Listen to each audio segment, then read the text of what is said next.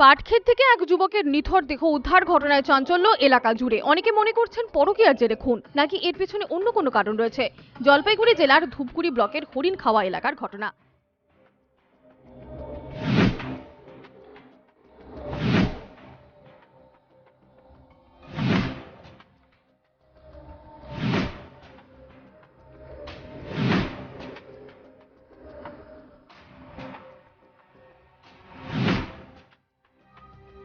জানা গিয়েছে শিশকুমার রায় নামে ধূপগুড়ির এক যুবক বাড়ি থেকে বেরিয়ে আর বাড়ি ফেরেননি।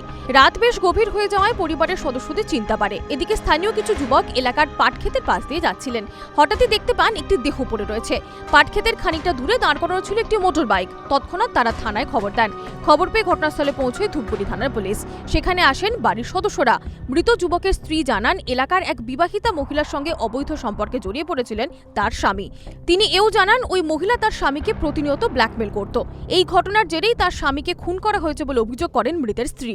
এইটা বউ ৩-৪ বার পালাইছে, ৩-৪ বার পালাইয়া মিলত কাম করিয়া মোর বড় ফোন করিয়া আনে, ও টাকা নাগে, টাকা নিয়ে ও আরো অতিকিনে মোর ভাতারক ধরে দিয়েছে শিলিগুড়ি থেকে আসিয়া ও নাগারে ফোন করে, ও এলা আমার মোবাইলে রেকর্ডিং ছিল, মোবাইলটা শুনিছে বাদে ফলে দিছে, মোবাইলটা ও আরো গাড়ি বেচে ও ১০,০০০ টাকা নাগে।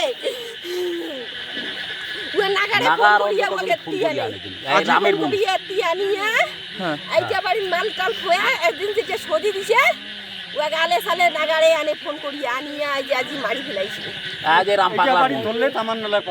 তোমরা কি হন? তোমরা উমর কি হন? মানে মোর বৌমা। আচ্ছা, কারা কে এই কাজ করতে পারে বলে আপনি মনে করেন? কারা করিছে, কাই করিবে, মানে কাহক কেন মার্ডার করে না, ইমরা করছে।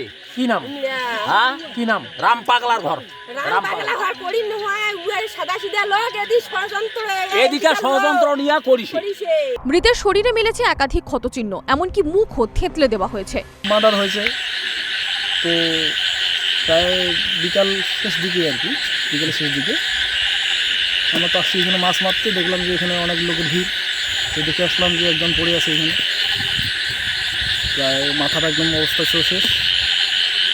আচ্ছা, কীভাবে দেখলেন আপনি? আমাদের দিকে মাছ মারতে গেলাম, তারপর তো লোকজনের ভিড় দেখি যে মার্ডার হয়েছে, তো তারপর দেখলাম যে সত্যিকারে হয়। আচ্ছা, লোকটা কোথাকার সেটা জানা গেছে কি? সম্ভবত সবাই তো বলতেছে হরিণখোয়ারে আর কি, পাম্পের ওই আশেপাশের বাড়ি, তো আমি সেটি সঠিকটা জানি না। এই খুনের নেপথ্যে কে বা কারা রয়েছে তা এখনো জানা যায়নি। তবে পুলিশ সূত্রে জানা গিয়েছে, ময়নাতদন্তের পরই স্পষ্ট হবে ওই যুবকের আসল মৃত্যুর রহস্য। পরকীয়ার জেরেই খুন, নাকি এর পেছনে রয়েছে অন্য কোনো কাহিনী, সামনে আসবে খুব তাড়াতাড়ি, এমনটাই জানাচ্ছে প্রশাসন। ইতিমধ্যেই ঘটনার তদন্ত শুরু হয়েছে। জলপাইগুড়ি থেকে তিতাস পালের রিপোর্ট, ক্যালকাটা টেলিভিশন নেটওয়ার্ক।